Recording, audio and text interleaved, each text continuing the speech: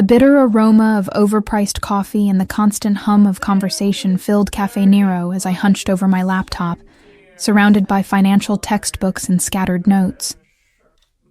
My economics final was in 3 days, and the complex derivatives formulas seemed to blur together on the screen. I rubbed my tired eyes, pushing my wire-rimmed glasses up my nose for the 100th time today. "Another macchiato, hun?" asked Sarah, the barista who'd become familiar with my daily routine over the past semester. "Please," I mumbled, not looking up from my screen. The caffeine was probably the only thing keeping me functional at this point. Between my part-time job at the university library, my full course load, and trying to finish my senior thesis on organized crime's impact on legitimate businesses, I was running on fumes. The cafe was unusually busy for a Tuesday afternoon. I'd claimed my usual corner table by the window, where the natural light was best for reading, and the ambient noise helped me focus. It was my sanctuary, the one place where I could disappear into my studies without the constant reminder of my cramped studio apartment or my mounting student loans. As Sarah placed the fresh macchiato beside my laptop, I noticed her glance nervously toward the back section of the cafe. Following her gaze, I saw what had caught her attention. 3 men in expensive suits occupied a large corner booth, their conversation intense and hushed. Even from across the room, there was something different about them. The way they sat with their backs to walls, how their eyes constantly scanned the room, the subtle bulges beneath their tailored jackets. But it was the man in the center who made my breath catch. Dark hair perfectly styled, strong jawline, and eyes the color of storm clouds. He was younger than I'd expected, maybe late 20s, with the kind of dangerous attractiveness that belonged in movies rather than real life. Even seated, I could tell he was tall and powerfully built, his charcoal suit doing nothing to hide the strength beneath. Logan Castellano. I'd seen his photo in the business section of newspapers, though the black and white prints hadn't done justice to his commanding presence. My thesis research had led me deep into the murky world where legitimate business intersected with organized crime, and the Castellano name appeared frequently in my notes. Officially, he ran a chain of upscale casinos and restaurants. Unofficially, according to my research, his influence extended far beyond the gaming tables. I should have looked away, should have focused on my derivatives homework. Instead, I found myself observing the dynamics at their table. The man to Logan's left, with prematurely gray hair and nervous energy, kept checking his phone. The other, broader and older, had the bearing of someone accustomed to violence. But Logan himself seemed completely calm, even as their conversation grew more animated. My phone buzzed with a text from my roommate, Emma. "How's the studying going? You've been at that cafe for like 6 hours." I typed back quickly, "Making progress. Home later tonight." The lie came easily. I wasn't making much progress at all. Between my fascination with the real-life subject of my research sitting 20 feet away and my exhaustion, I'd read the same paragraph about regulatory compliance 3 times without absorbing a word. The afternoon light was fading when I noticed the shift in atmosphere. The casual chatter of other patrons seemed to quiet, though I couldn't pinpoint why. Logan and his companions had been joined by 2 more men, these ones different. Where Logan's associates carried themselves with confident authority, these newcomers radiated barely contained menace. Their suits were expensive, but ill-fitting, and they spoke with accents I couldn't quite place. I tried to refocus on my laptop screen, but the tension in the air was palpable. Even other customers seemed to sense it, conversations dropping to whispers or stopping altogether. Sarah behind the counter kept glancing toward the back booth, her usual smile replaced by obvious anxiety. The meeting was clearly business, and from the body language I could observe, it wasn't going well. Logan maintained his composed exterior, but I'd spent enough time studying behavioral economics to recognize micro-expressions of stress. The slight tightening around his eyes, the way his fingers drummed silently against the table, subtle tells that suggested this was more than a routine discussion. One of the newcomers pulled out a tablet, sliding it across the table to Logan. Even from my distance, I could see him studying whatever was displayed, his expression growing darker. The gray-haired man beside him leaned in, pointing at something on the screen, but Logan raised a hand to silence him. My economics background made me naturally curious about business negotiations, especially when they involved the kind of figures I suspected were being discussed. The numbers running through my head as I pretended to work were staggering. The legitimate casino business alone was worth hundreds of millions, and that was just what appeared in public records.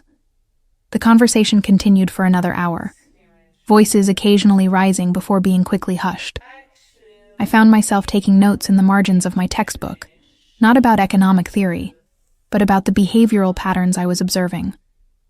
It was like watching a masterclass in high-stakes negotiation, though I could only guess at the subject matter.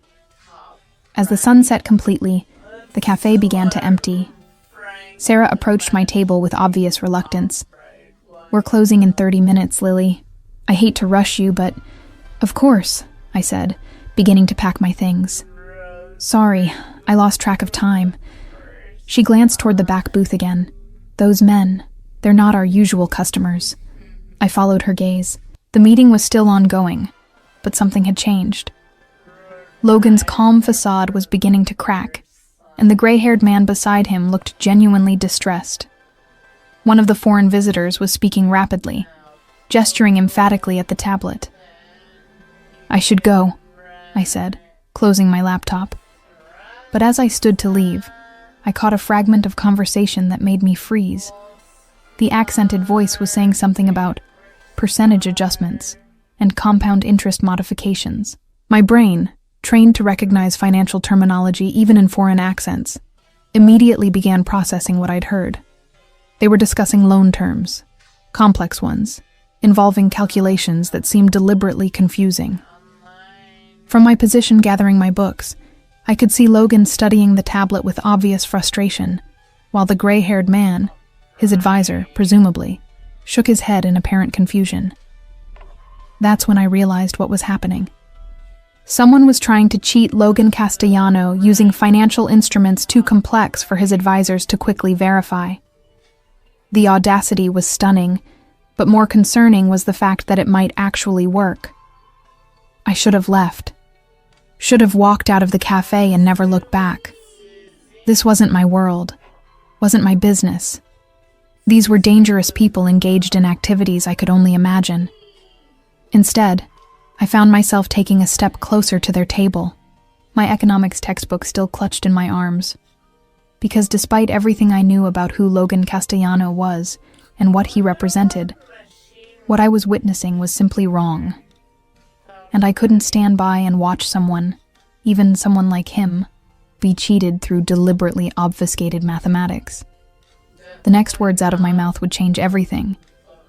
"Excuse me," I said, my voice surprisingly steady despite my racing heart. "I couldn't help but notice you're having trouble with those compound interest calculations." The silence that followed was deafening. Every head at the table turned toward me, and I suddenly became acutely aware of how I must look. A young woman in jeans and an oversized sweater, clutching textbooks like a shield, interrupting what was obviously a private business meeting. Logan's storm gray eyes met mine, and for a moment, I saw genuine surprise flicker across his features. The foreign visitors looked between confused and offended, while the gray-haired man beside Logan opened his mouth as if to dismiss me entirely. "Miss," the gray-haired man began, his tone patronizing. "This is a private..." "Marcus," Logan said quietly, raising a hand. His gaze never left mine. "Let her speak." One of the foreign men, the one who'd been doing most of the talking, laughed dismissively. "You bring child to business meeting now, Castellano? This is not game." The insult sent heat rushing to my cheeks, but I forced myself to remain calm. "Actually, I'm a senior economics major specializing in financial derivatives and risk assessment. And what you're proposing isn't just complicated, it's deliberately deceptive." The laughter died immediately. The second foreign visitor leaned forward, his expression darkening.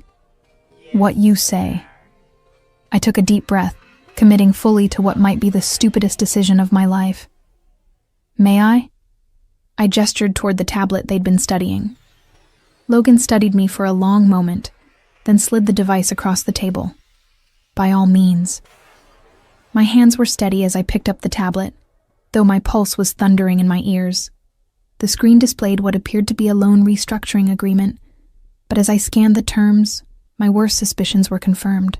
Hidden within dense paragraphs of financial jargon were clauses that would effectively triple the interest rate over time through a series of compounding mechanisms.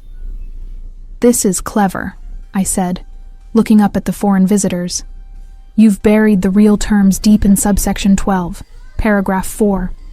The initial rate of 8% looks reasonable, but these escalation clauses would push the effective rate to over 24% within 18 months. The man who'd been leading their presentation shifted uncomfortably. "Is standard practice? Market rates fluctuate." "No," I said firmly, scrolling to another section. "This isn't market fluctuation. Look here. You've structured the payment schedule so that the principal never decreases for the first 2 years, despite regular payments. Every payment goes toward interest that's being calculated using this hidden compound formula." Logan was now studying the screen over my shoulder, close enough that I could smell his expensive cologne. "Explain it simply." "They're not offering you a $50 million loan," I said, meeting his eyes. "They're offering you a $50 million loan that will cost you approximately $130 million to repay, assuming you can even meet the payment schedule they've designed to be mathematically impossible to maintain." The temperature in the room seemed to drop 10 degrees. Marcus, the gray-haired advisor, had gone pale. "Lily. May I call you Lily? Are you certain about these calculations?" I pulled out my phone and quickly ran the numbers through a financial calculator app, then showed them the screen. "Completely certain. It's sophisticated, but it's also fraud."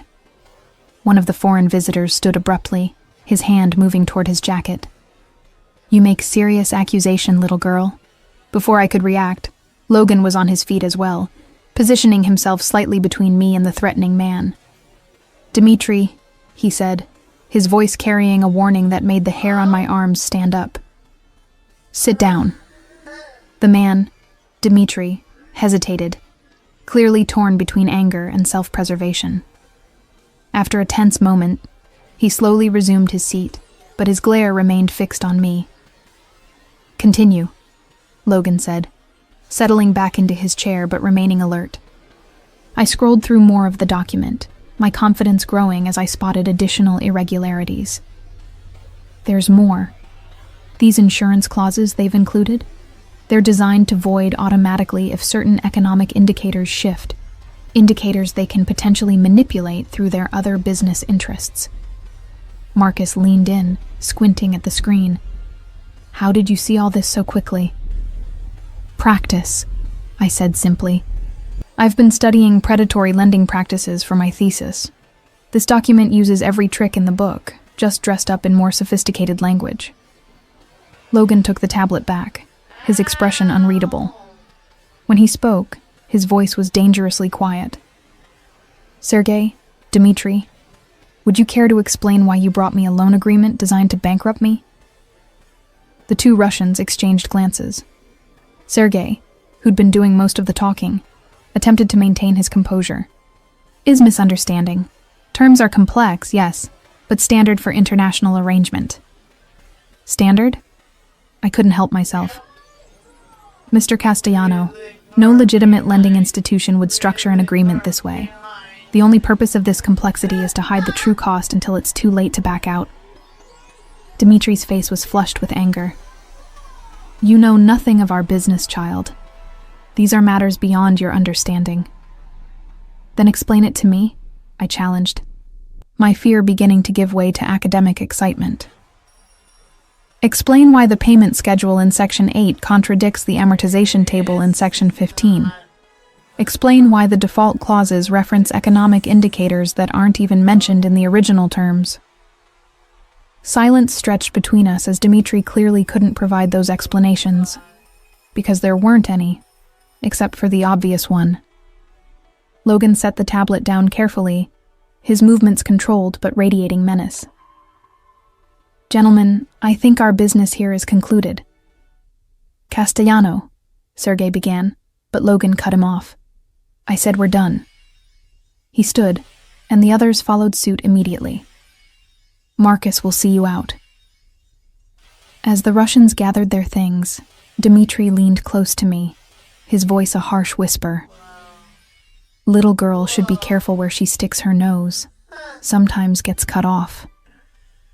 Before I could respond, Logan's hand was on Dmitri's chest, pushing him back with gentle but unmistakable force. "Dmitri," he said, his tone conversational, but his eyes deadly serious. "I hope you're not threatening the young lady who just saved me from making a very expensive mistake." The tension was suffocating. For a moment, I thought violence was inevitable. Then Sergei grabbed Dmitri's arm, pulling him toward the exit. "Is misunderstanding," Sergei said quickly. "We go now. Perhaps we speak again when emotions are less high." "I don't think so," Logan replied, not moving until both men had left the cafe entirely. As soon as they were gone, I sank into the nearest chair, my legs suddenly unable to support me. The adrenaline that had carried me through the confrontation was fading, leaving me shaky and overwhelmed by what I'd just done.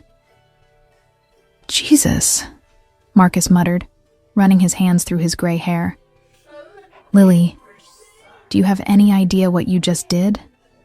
I looked up at Logan, who was studying me with an expression I couldn't read. "I stopped you from being cheated out of about $80 million, I said weakly. A slow smile spread across his face, the first genuine expression I'd seen from him all afternoon. "Yes," he said, settling into the chair across from me.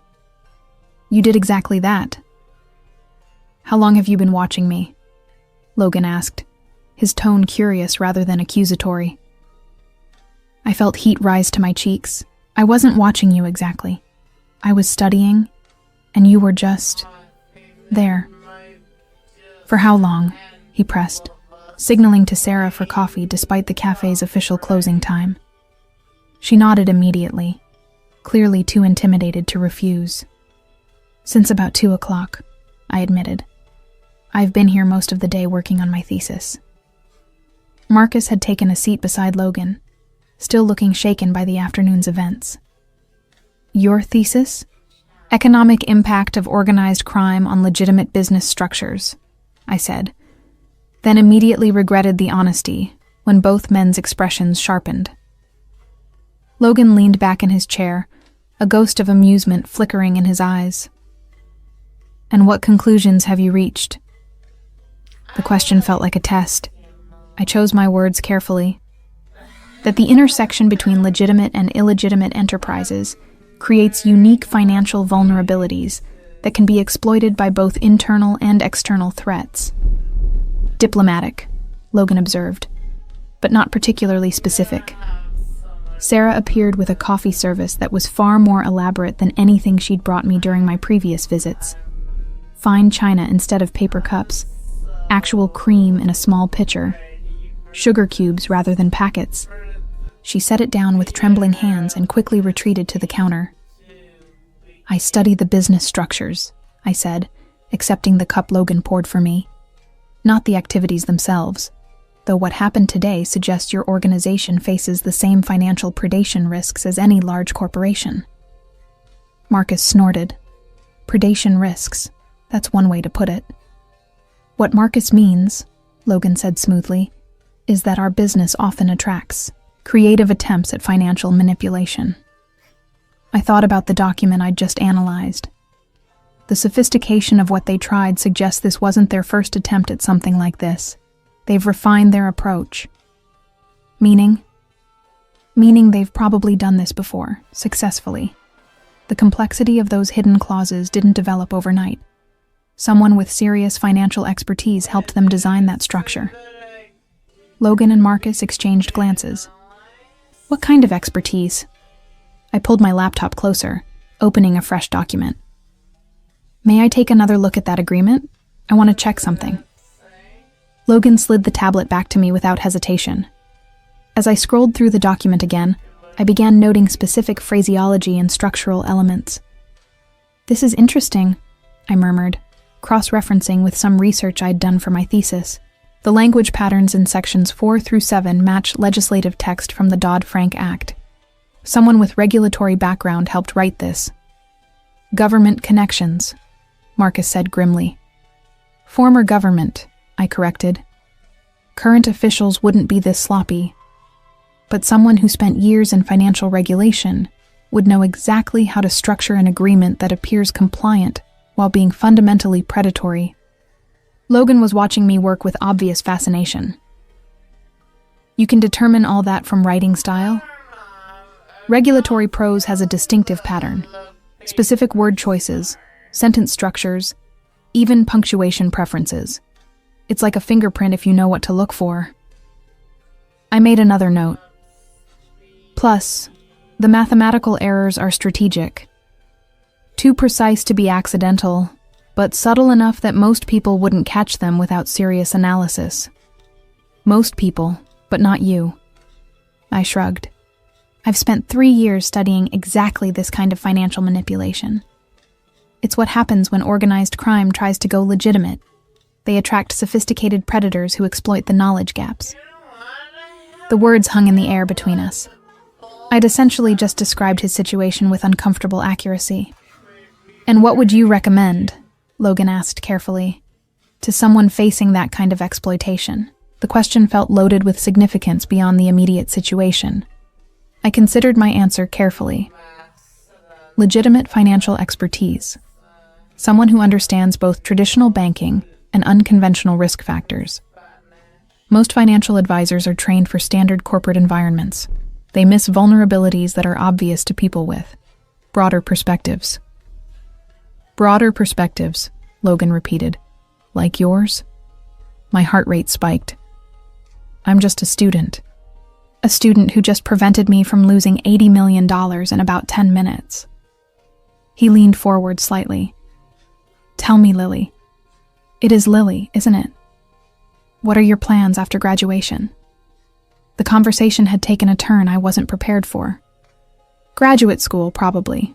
Maybe a doctoral program in financial economics. Expensive. Very. The understatement of the year. My student loans were already crushing, and advanced degrees would only make it worse." Marcus cleared his throat. "Logan, perhaps we should discuss—" "Marcus."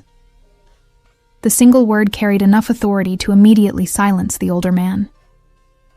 Logan's attention remained focused entirely on me. "What if I told you there might be an alternative to graduate school? Something more practical?" I knew I should get up and leave. Should thank them for the coffee, gather my books, and walk away from whatever this was becoming. Instead, I heard myself asking, what kind of alternative? The kind where you could apply everything you've learned in real-world situations. High-stakes environments where your expertise would be genuinely valued and appropriately compensated. The offer was as attractive as it was terrifying. "And the risks?" Logan's smile was enigmatic. "Everything worthwhile involves risk, Lily. The question is whether you're the type of person who plays it safe, or whether you're willing to step into something bigger than academic theory." Before I could respond, my phone buzzed with another text from Emma. "Cafe closes at 8. Where are you?" I glanced at the time, nearly 9:30. "I should go. My roommate is worried." "Of course." Logan stood immediately, and Marcus followed suit. "But I hope you'll consider what we've discussed." As I gathered my books, Logan pulled out his wallet and extracted a business card. Not the standard casino business card I might have expected, but something more discreet. Heavy cardstock with just a name and phone number. "If you decide you're interested in practical applications of your education," he said, handing me the card, "call me." I stared at the simple black lettering. "And if I decide I'm not?" "Then you finish your thesis, graduate with honors, and move on with your life. But I suspect someone with your analytical abilities will find academic theory less satisfying than real-world problem-solving." He wasn't wrong. I'd been feeling increasingly frustrated with the theoretical nature of my studies, longing for opportunities to apply what I'd learned in meaningful ways. "Thank you," I said, slipping the card into my textbook. "For the coffee, and for not being angry about me interrupting your meeting. Thank you for saving me from a very expensive mistake." Logan's expression grew serious. "And Lily, be careful walking home tonight. Dmitri and Sergei strike me as poor losers." The warning sent a chill down my spine. In my excitement over the intellectual challenge, I'd temporarily forgotten that these weren't just numbers on a page. They represented real conflicts with real consequences. "I'll be fine," I said, though I wasn't entirely convinced. "I'm sure you will be," Logan agreed, "but humor me." He nodded to Marcus, who immediately pulled out his phone. "Tony will drive you home. No arguments." Before I could protest, a black sedan was pulling up outside the cafe. The driver who emerged looked like he could handle any trouble that might arise. As I slid into the back seat, I caught Logan watching from the cafe window. Even from a distance, his presence was magnetic, dangerous and compelling in equal measure. The drive to my apartment was silent, giving me time to process what had just happened. I'd inserted myself into a world I only understood theoretically, helped prevent what amounted to a sophisticated financial crime, and apparently impressed one of the most powerful men in the city. Logan Castellano's business card seemed to burn against my palm, where I clutched it hidden in my textbook. The smart thing would be to throw it away, to pretend this evening had never happened. But as I climbed the stairs to my cramped studio apartment, I knew I wouldn't do that. Because for the first time in my academic career, I'd seen my education applied to something that mattered, something real and immediate and significant. And despite every logical reason to walk away, I was already wondering what it would be like to step deeper into Logan Castellano's world. 3 days passed before I found the courage to use Logan's card.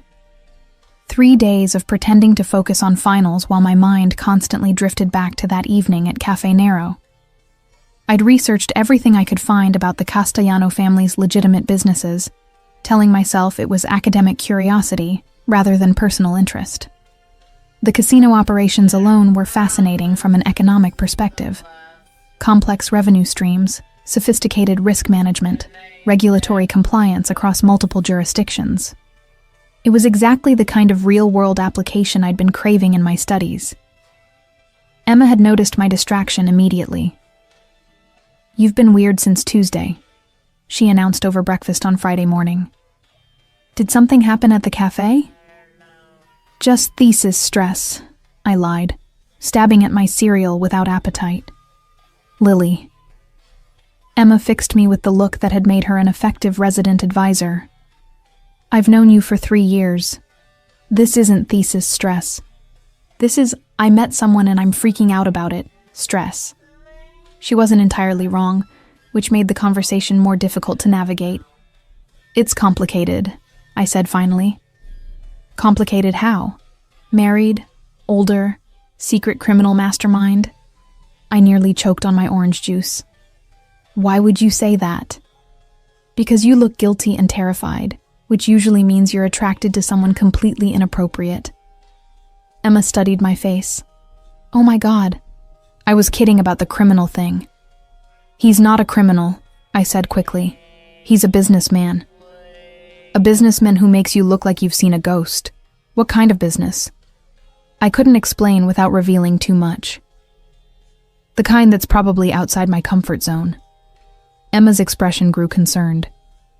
"Lily, please tell me you're not getting involved with someone dangerous."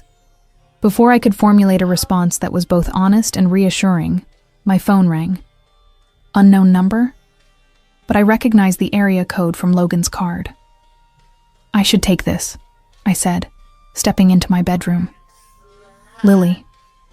Logan's voice was unmistakable, even filtered through phone speakers. "I hope I'm not calling at a bad time." "No, it's fine." I closed the door behind me, heart racing for reasons I didn't want to examine too closely.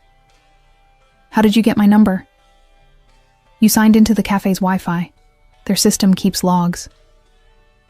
There was amusement in his voice. Relax. I'm not having you surveilled. Though I was beginning to wonder if you decided to stick with academic theory after all. I've been thinking about what you said. And I took a deep breath. I'm interested. In the practical applications, I mean. But I need to understand what exactly you're proposing. Lunch, Logan said immediately. Today, if you're free. Somewhere we can discuss details without interruption.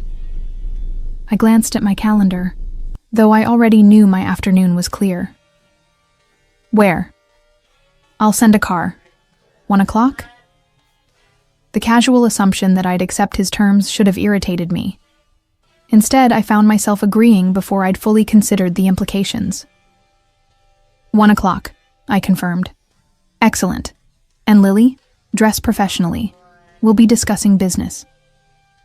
The call ended before I could ask what professionally meant in his world. I stared at my closet, realizing that my wardrobe was severely lacking in options that would be appropriate for lunch with someone like Logan Castellano. Everything okay? Emma called through the door. Fine, I called back, pulling out the one decent dress I owned, a simple navy blue sheath I'd bought for job interviews. I have a lunch meeting. With mysterious businessman? With a potential employer, I corrected, which was technically true. Emma appeared in my doorway as I was struggling with the zipper. Here, let me. She helped me with the dress, then stepped back to assess the result. You look good. Professional but not stuffy. Though you might want to borrow my heels. Those flats aren't going to cut it if this is the kind of lunch I think it is. I didn't ask what kind of lunch she thought it was, partly because I wasn't sure I wanted to know her answer. At exactly 1 o'clock, a black car pulled up outside my building. Not the same sedan from Tuesday night, but something sleeker and more expensive. The driver who emerged was different too. Younger, dressed in a suit that probably cost more than my monthly rent. Miss Reynolds? He opened the rear door with professional courtesy. Mr. Castellano is waiting. The restaurant was in the financial district, occupying the top floor of a building that offered panoramic views of the city. The maitre d' knew my name before I could introduce myself, leading me through an elegant dining room to a private section where Logan sat reviewing documents. He looked up as I approached, and I was struck again by the intensity of his presence. Today he wore a navy suit that emphasized his broad shoulders, his dark hair perfectly styled, his attention completely focused on me as I took the seat across from him. You look lovely, he said, closing the folder he'd been reading. How were your finals? Finished yesterday, I replied, surprised he'd remembered. Results won't be posted for another week. Confident? Reasonably. I accepted the menu he handed me, though I was too nervous to focus on the options. You said you wanted to discuss practical applications? Logan smiled. Direct. I appreciate that quality. He signaled the waiter. Wine? Just water, thank you. He ordered for both of us without consulting the menu, then leaned back in his chair. Tell me, what do you know about casino revenue management? The basics: gaming revenue, hospitality services, entertainment bookings, complex regulatory environment, high-volume cash flow, significant tax implications. All accurate but incomplete. The reality is more nuanced. Logan paused as the waiter served our drinks. Gaming operations generate enormous amounts of data, player behaviors, spending patterns, risk assessments. That data has value beyond the gaming floor. I began to see where this was leading. You're talking about predictive analytics, using gambling behavior to model broader economic trends. Exactly. But we lack the expertise to properly leverage that information. Our current financial team understands gaming operations, but they don't have the analytical background to recognize deeper patterns. The waiter returned with our appetizers, something involving scallops and microgreens that looked like art on a plate. Logan continued speaking as we ate. What I'm proposing is a consulting position, Part-time initially, while you finish your degree. You'd work with our financial team to develop analytical models that help us better understand our data. It sounded fascinating and legitimate, which made me immediately suspicious. And the other aspects of your business? Logan's expression didn't change. Would remain completely separate. You'd work exclusively with the legal operations. Casinos, restaurants, real estate holdings. Nothing that would compromise your ethical standards or legal standing. Why me? I asked bluntly. You could hire experienced analysts, people with credentials and track records. Because experienced analysts think in conventional terms. They'd apply standard models to situations that require unconventional approaches. Logan set down his fork, giving me his full attention. Tuesday night, you saw patterns that my advisors missed completely. You understood the deception because you approached it without preconceived notions about how these things should work. The explanation made sense, but I still felt like I was missing something important. What would the compensation be? $50,000 for a 6-month trial period?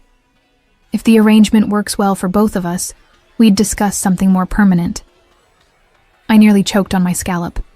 $50,000 was more than I'd make in 2 years at any entry-level position I was qualified for. That seems generous. It's fair compensation for valuable expertise. The insights you provide could be worth millions to our operations. Our main courses arrived, some kind of fish preparation that I was too distracted to properly appreciate. Logan seemed to sense my internal struggle. You're wondering what the catch is, he observed. There's always a catch. Fair enough. Logan considered his words carefully. The catch is that working with my organization means accepting certain realities about the business environment we operate in. You'd be exposed to situations and people that might make someone with your background uncomfortable. People like the Russians from Tuesday? Among others. We operate in spaces where legitimate business intersects with less legitimate activities. Not because we choose to, but because the nature of our industry makes it inevitable. I thought about what I'd researched over the past few days. The casino industry did exist in a gray area, attracting both legitimate investors and more questionable financial backing. Would I be safe? Logan's expression grew serious. Completely. You'd work from secure locations, interact only with vetted personnel, and have protection whenever necessary. Your safety would be my highest priority. The intensity in his voice when he spoke about protecting me sent an unexpected flutter through my chest. I pushed the feeling aside, trying to focus on the practical considerations. I'd want to maintain my academic commitments. Graduation, thesis defense, everything. Of course, this position would be structured around your academic schedule. I stared out the restaurant's windows at the city sprawling below us. 6 months ago, I'd been worried about affording groceries. Now I was being offered more money than I'd ever imagined, to do work that genuinely excited me, by a man who was simultaneously attractive and terrifying. I need some time to think about it, I said finally. How much time? Until Monday? Logan nodded. Monday it is. He handed me another business card, this one with an address printed below his contact information. If you decide yes, come to this location Monday morning at 9. If you decide no, I'll understand completely and wish you well with your academic pursuits. As we finished lunch, the conversation shifted to safer topics. My studies, his thoughts on economic policy, neutral subjects that revealed his sharp intelligence without venturing into dangerous territory. By the time we left the restaurant, I felt more comfortable with him than I had any right to. The car ride back to my apartment was quiet, giving me time to process everything. Logan's offer was exactly what I'd been hoping for. Meaningful work that would utilize my education in real-world applications. The compensation was life-changing. The only complication was the man making the offer, and the world he represented. As the car pulled away from my building, I realized I'd already made my decision. I just needed the weekend to convince myself it was the right one. Monday morning found me standing outside a gleaming office building in the financial district at exactly 8:55, wearing my best professional outfit and carrying a leather portfolio I'd bought specifically for the occasion. The address on Logan's card led to the 32nd floor, where elegant brass letters announced Castellano Holdings, beside frosted glass doors. The receptionist, a woman in her 40s with perfectly styled auburn hair, smiled warmly as I approached. "Miss Reynolds, I presume? Mr. Castellano is expecting you." I was escorted through a sophisticated office environment that could have belonged to any high-end financial firm. Modern furniture, original artwork, floor-to-ceiling windows offering spectacular city views. Whatever I'd been expecting from a mob boss's headquarters, this wasn't it. Logan's office occupied a corner of the building, with windows facing both the harbor and the downtown core. He was on the phone when I arrived, gesturing for me to take a seat while he finished his conversation. "No, I want the quarterly projections updated before the board meeting," he was saying.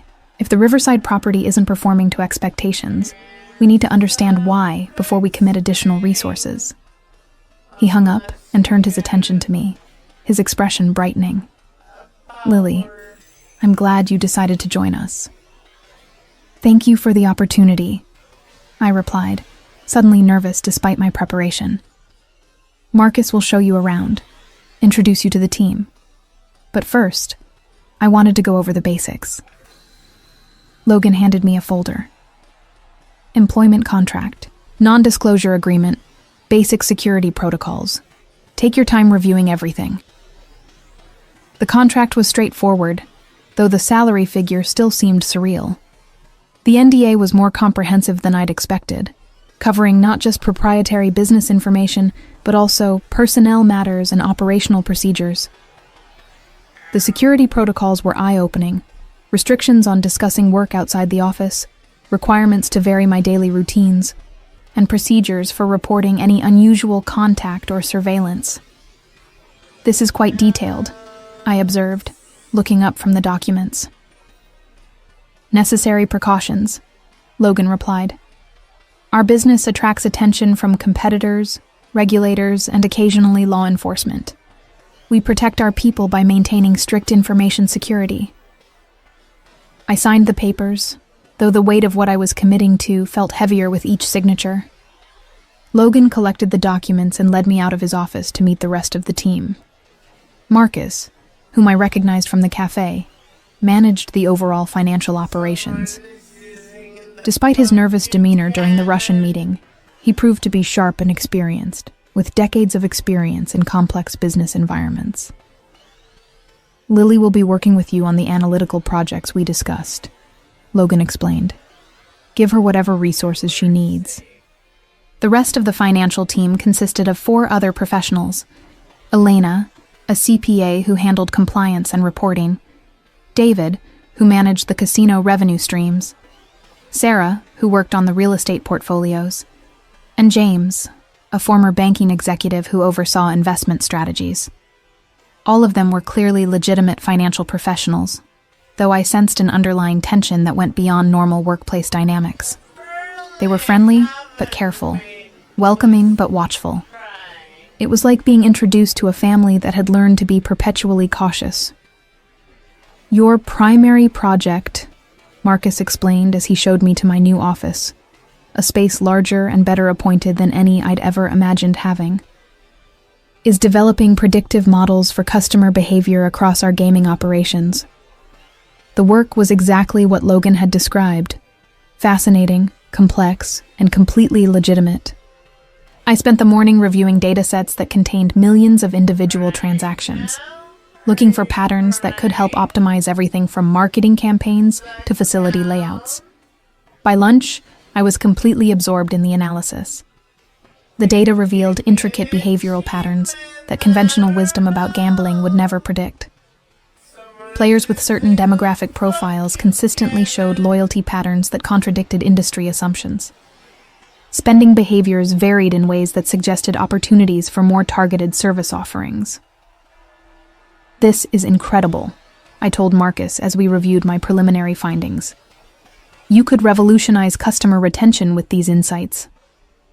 That's exactly what Logan hoped you'd say, Marcus replied, though something in his expression suggested complexity beyond simple business optimization. The afternoon brought my first glimpse of the other side of Castellano Holdings. I was working late in my office when voices from the hallway caught my attention. Urgent, tense conversations in what sounded like Italian. Through my partially open door, I saw men in expensive suits moving past, with the kind of purposeful urgency that suggested crisis management.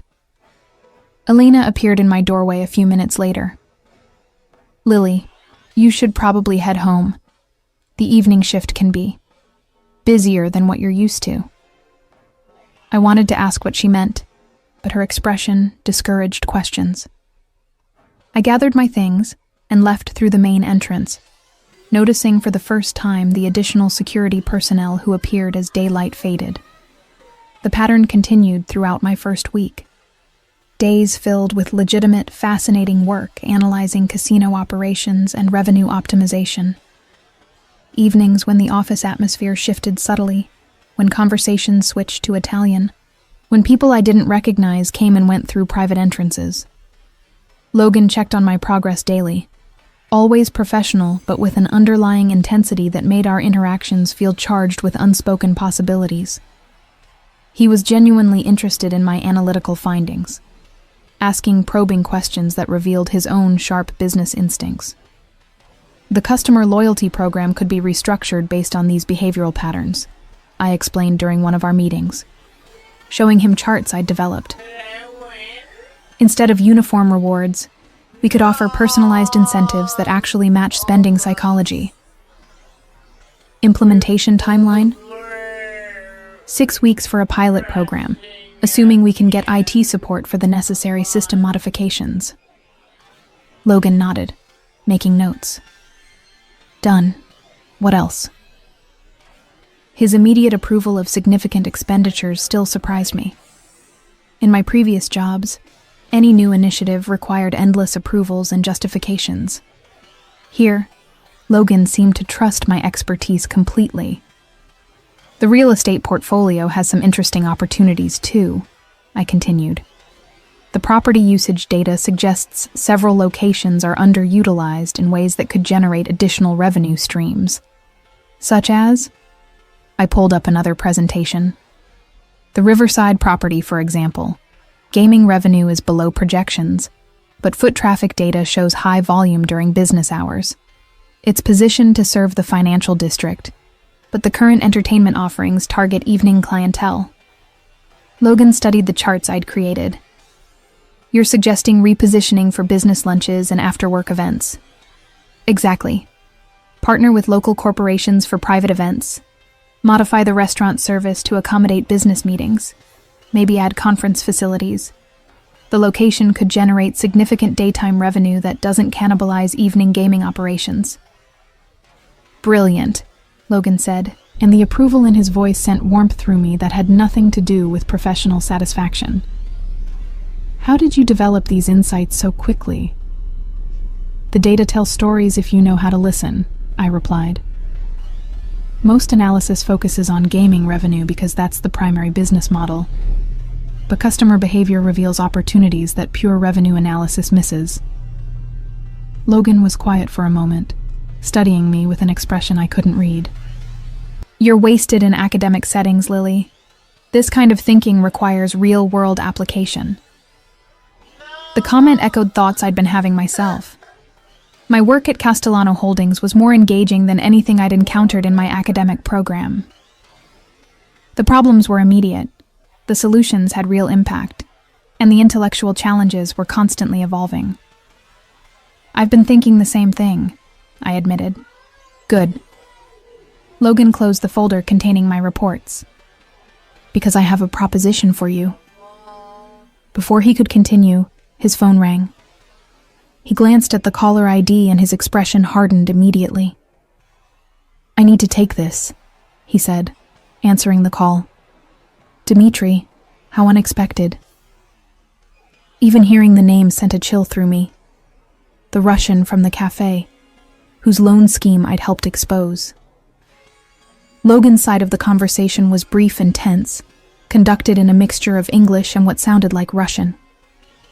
When he hung up, his jaw was tight with anger. "Problem?" I asked, though I wasn't sure I wanted to know the answer. "The Russians want a meeting. They claim to have a new proposal, something that addresses the concerns you raised about their previous offer." Fear flickered through me. "You're not seriously considering meeting with them again?" Logan's expression softened slightly at my obvious concern. "Not considering, no. But I need to understand what they're planning. Intelligence gathering. That sounds dangerous." "Everything worthwhile involves some danger," Logan replied, echoing what he'd said at the cafe. "But this affects you too, Lily. They specifically requested that you be present." My blood ran cold. "What? Why?" "They want to demonstrate that their new proposal addresses the mathematical issues you identified. They're positioning it as a professional courtesy, bringing in the expert who caught their mistakes. The request felt wrong on every level. I'm not going." "I wouldn't ask you to," Logan said immediately. "But I wanted you to know. They're aware of your involvement, which means they're aware of you personally. Security around you will be increased accordingly." The casual mention of increased security drove home a reality I'd been trying to ignore. Working for Logan meant being connected to conflicts that extended far beyond normal business disputes. What kind of increased security? Discreet surveillance, modified routines, additional protection when necessary. Nothing that should interfere with your daily life, but enough to ensure your safety. I stared out Logan's office windows at the city beyond, suddenly seeing it differently. Somewhere out there, dangerous people were making plans that involved me personally. The academic world I'd inhabited just weeks ago felt impossibly distant. "I should go home," I said finally. "Of course." Logan stood immediately. "I'll have Tony drive you." As I gathered my things, Logan caught my arm gently. "Lily, I want you to know that your safety is my highest priority. Whatever happens with the Russians or anyone else, you're under my protection now." The possessiveness in his voice should have alarmed me. Instead, it sent an unexpected thrill through me that I wasn't ready to examine. On the drive home, I tried to process how quickly my life had changed. 3 weeks ago, I'd been a struggling student worried about graduation and student loans. Now I was earning more money than I'd ever imagined, doing work I genuinely loved, and apparently under the protection of one of the most powerful men in the city.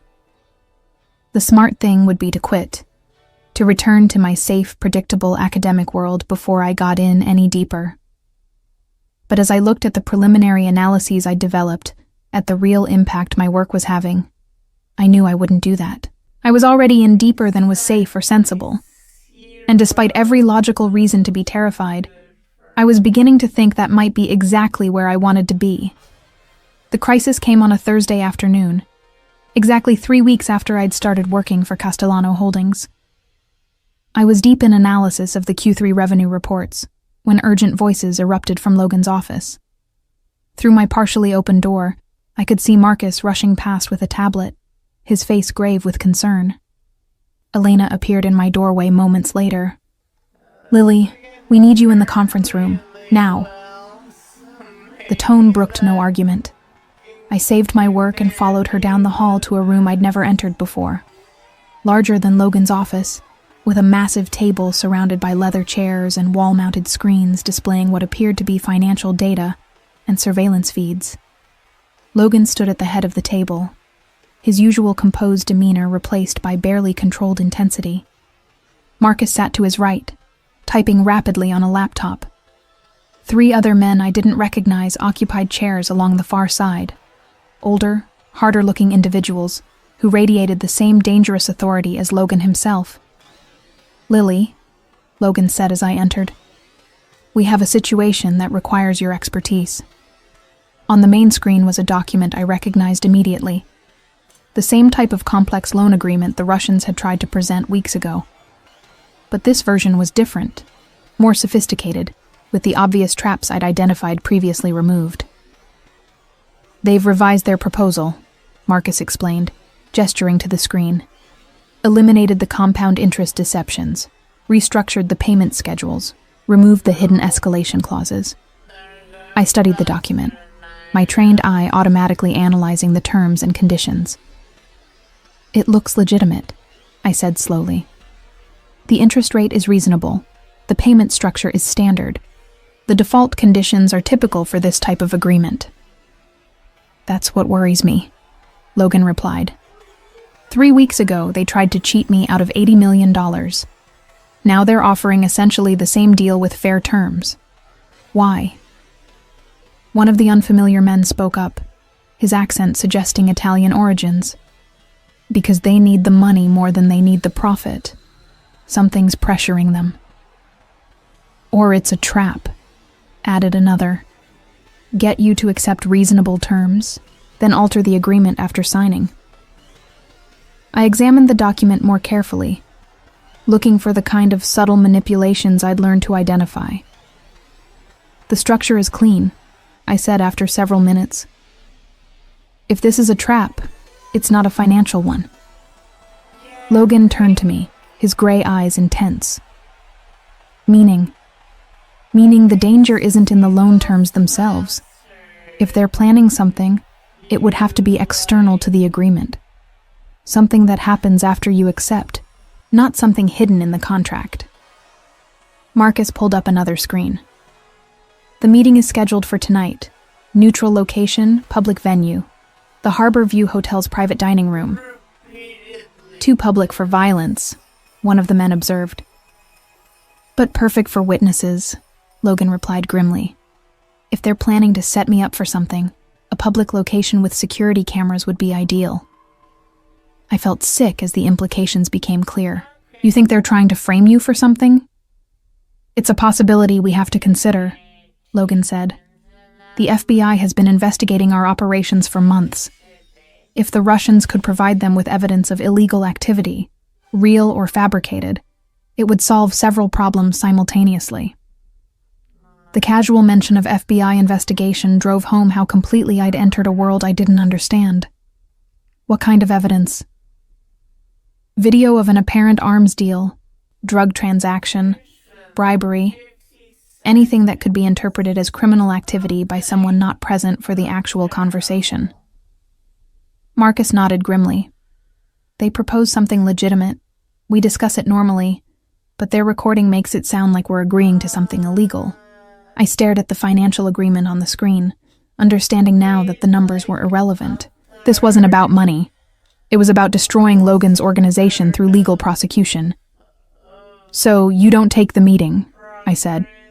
"Send representatives. Negotiate through intermediaries." "Already tried," Logan replied. "They're insisting on my personal attendance, claiming it's a matter of respect and trust." "And if you don't go," one of the older men answered, "then they interpret it as weakness. Other families start testing boundaries, seeing what they can get away with. We show weakness once, we spend the next 5 years fighting challenges." Logan moved to the windows, staring out at the city. "The alternative is walking into what's probably a trap, hoping we can control the situation enough to avoid serious consequences." I found myself speaking before I'd fully formed the thought. What if there was a third option? Every head in the room turned toward me. Logan's expression was particularly intense. "Explain," he said. I took a deep breath, knowing I was about to cross a line from which there would be no return. What if you took someone with you who could recognize and counter any manipulation in real time? Someone whose presence would change the dynamic enough to disrupt whatever they're planning. "You mean you?" Logan said quietly. "I mean someone with financial expertise who could serve as an independent witness to what's actually discussed. If they're planning to manipulate the recording or testimony later, having a credible third party present would complicate their strategy." Marcus was already shaking his head. "Too dangerous. If something goes wrong, I'm the least threatening person in the room," I interrupted. "I'm a student," an analyst, someone with no criminal background and no reason to lie about what happens. Logan continued staring out the window, considering. It would change the meeting dynamic significantly. Instead of a negotiation between criminals, it becomes a business consultation with proper documentation. Exactly. And if they try to spring some kind of trap, my presence as an uninvolved third party would make it much harder to justify legally. One of the older men spoke up. The girl makes sense, but if we bring her, we're responsible for her safety. Completely responsible, Logan agreed, turning back to face me. Lily, you need to understand what you're volunteering for. These people have already threatened you once. Putting yourself in a room with them again, even with protection, involves real risk. I thought about my life 3 weeks ago, struggling with student loans, worried about finding employment after graduation, spending endless hours on theoretical problems that would never impact anything real. Then I looked around this room, at these powerful men treating my opinion as genuinely valuable, discussing problems where my expertise could make the difference between success and disaster. I understand the risk, I said. I'm willing to accept it. Logan studied me for a long moment. This isn't academic analysis, Lily.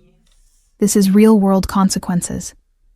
If you're there and something goes wrong, you could be charged with conspiracy, racketeering, any number of federal crimes just for being present. Or I could prevent those charges by ensuring there's an accurate record of what actually happens. Marcus looked between Logan and me, clearly uncomfortable with the direction of the conversation. Logan, even if she's willing, bringing a civilian into this. I'm not a civilian anymore, I interrupted, surprising myself with the vehemence in my voice. I work for this organization. These people have threatened me personally. Whatever happens tonight affects my future too. The room fell silent. Logan's expression was unreadable as he considered my words. All right, he said finally. But with conditions. You stay close to me at all times. You speak only when directly addressed. If I tell you to leave, you leave immediately without argument. And if anything goes wrong, anything at all, you do exactly what I tell you to do. Agreed. Marcus was shaking his head. This is insane, Logan. If anything happens to her, nothing will happen to her, Logan said, his voice carrying absolute authority. I give you my word. The certainty in his tone sent warmth through me that had nothing to do with professional confidence. Logan Castellanos' word, apparently, was something these dangerous men considered unbreakable. 3 hours later, I found myself in the back of an armored sedan, wearing a conservative black dress that Elena had somehow procured in my exact size, heading toward what might be the most dangerous evening of my life. Logan sat beside me, immaculate in a charcoal suit, reviewing security protocols with the team via encrypted phone.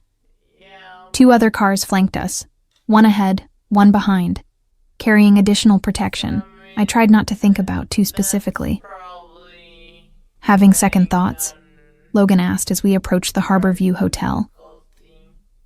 Third and fourth thoughts, I admitted. But I'm still here.